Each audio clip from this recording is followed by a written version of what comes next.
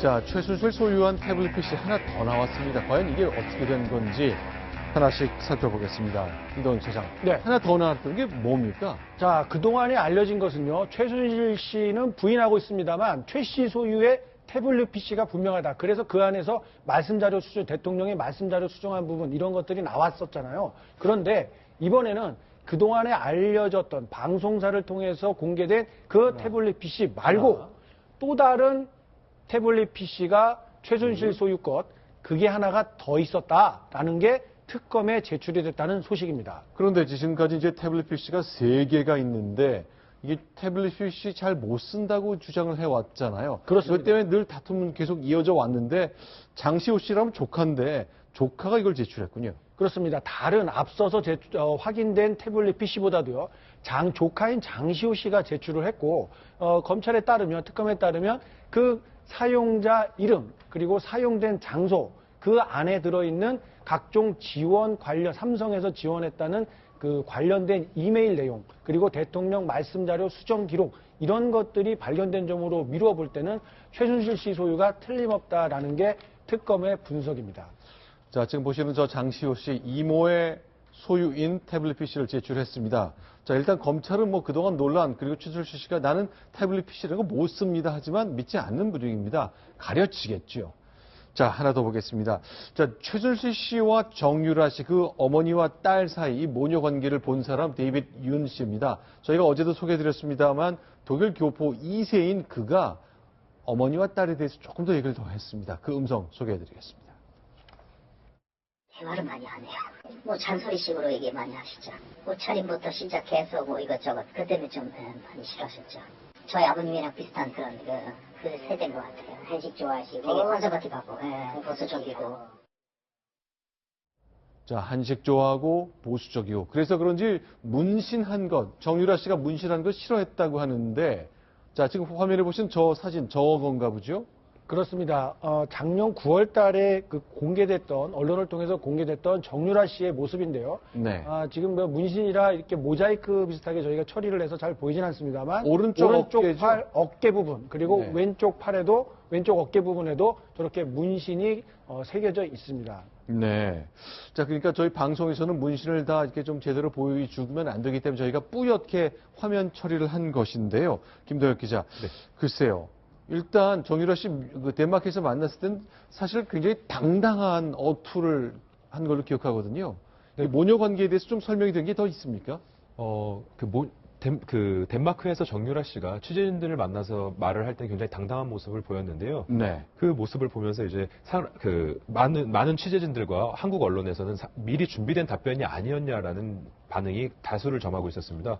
굉장히 또박또박 말했던 장면. 그리고 제가 봤을 때 가장 인상적인 장면은 네. 어떤 특정인의 실명을 거론했을 때 실명 거론을 하지 말아달라고 얘기까지 해줬었는데 네, 그런 모습들, 그런 당당한 모습들이 지금 현재 데이비드 윤 씨가 말하고 있는 부분이랑은 조금 다소 좀 차이가 있는 부분이기 때문에 사전에 취재진들을 만나서 얘기할 것을 굉장히 준비를 하지 않았냐라고 보고 있습니다. 자, 데이비드 윤 얘기를 조금 더 들어보겠습니다. 어떻게 설명하고 있을까요? 제가 느끼건 되게 어려요. 좀 좋게 말하면 되게 어려요. 성격이 그것 비해서, 그러니까 문신하는 것 비해서는 성격이 되게 차분하고 조용하고 같이 만났을 때는 말이 없으니까 엄마랑 같이 있었을 때인지 몰라도 그거는 제가 많이 못 봤어요. 그렇죠. 두 분 있어요. 개기진 않아요. 근데 이제 엄마랑 딸 사이가 안 좋았고 왜냐면 말 안 타겠다 그랬었잖아요. 중학교 때 성악한다고 예술학교 보냈는데 안 하겠다 그랬고 말 타다가도 뭐 아시안게임 금메달까지 땄지만 그 다음부터는 또 안 타겠다 그러고 어머니로서 이제 자녀가 마음대로 다 안 되니까 뭐 그런 마음이 그동안 공개되어 왔었습니다. 그러나 글쎄요. 말 타기 싫어하는 딸을 위해서 어머니는 삼성에서 계속 돈을 받아서 말 계속 타도록 돕고 싶었던 게 계속 나오고 있잖아요. 네, 그렇습니다. 실제로 최순실 씨가 그 딸 정유라 씨를 위해서 삼성으로부터 지원을 받았던 그 정황들이 계속 포착이 되고 있는데요. 네. 삼성의 이제 정유라 지원 로드맵이 공개가 됐습니다. 이제 2015년 6월에 삼성 정유라 지원 사전 계획이 있었고 2015년 7월에 삼성물산 제일모직 합병 얘기가 거론이 됩니다. 그리고 2015년 8월에 삼성 코레스포츠 계약이 있었는데 네. 삼성 측에서는 코레스포츠 계약 계약과 뭐 사실상 네. 동일한 내용이다라면서 우리는 코레스포츠가 그 언급이 된 이후에 그 이후에 계약을 한 것이기 때문에 삼성물산 제일모직 합병과는 전혀 관련이 없다라고 했는데 실제로 이번에 그 밝혀진 자료죠. 도종환 의원실에서 제공한 자료를 보면 그 박원호 전 전무가 승마협회 전무가 개입했다는 그 자료가 한 달 전에 나타났다는 겁니다. 네. 실제로요, 이제 이 삼성의 지원을 받는 과정에 뭐 최순실 씨가 노발대발한 일까지 있었다는데 그게 다 기록으로 나오고 있습니까? 네, 그렇습니다. 네. 실제로 이제 박상진 삼성전자 사장이었죠. 이 사람을 대상으로 이제 그 박원호 전 승마협회 전무가 말을 사달라는 요구를, 최순실 씨의 요구를 전달을 합니다. 하지만 이때 삼성이 그 7억짜리 말을 이제 살바토르란 말을 구입을 해서 전달을 하는데 네. 실소유자를 삼성으로 한 채 최순실 씨에게 건넵니다. 그러다 보니까 최순실 씨가 노발대발하면서 네.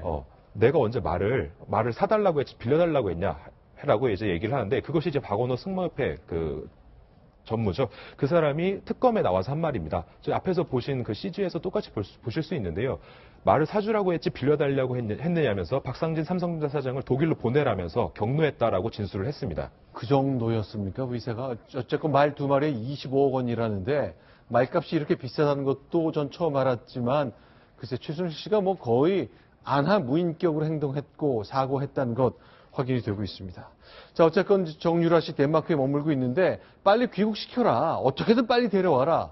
진상을 좀 듣자 이렇게 얘기가 계속 나오고 있습니다. 그러나 일단 손수 변호사, 네. 여권은 무효화됐죠? 네, 그렇습니다. 이제 외교부가 이제 정유라 씨에 대해서 여권 반납 명령을 내렸고요. 정유라 씨가 반납하지 않자 이제 일정 기간이 지나서 직권으로 이제 자동적으로 이제 여권이 무효가 됐는데요. 이 시기를 확인할 필요가 있겠습니다. 이제 1월 10일 0시를 기점으로 해서 여권이 무효화가 됐습니다.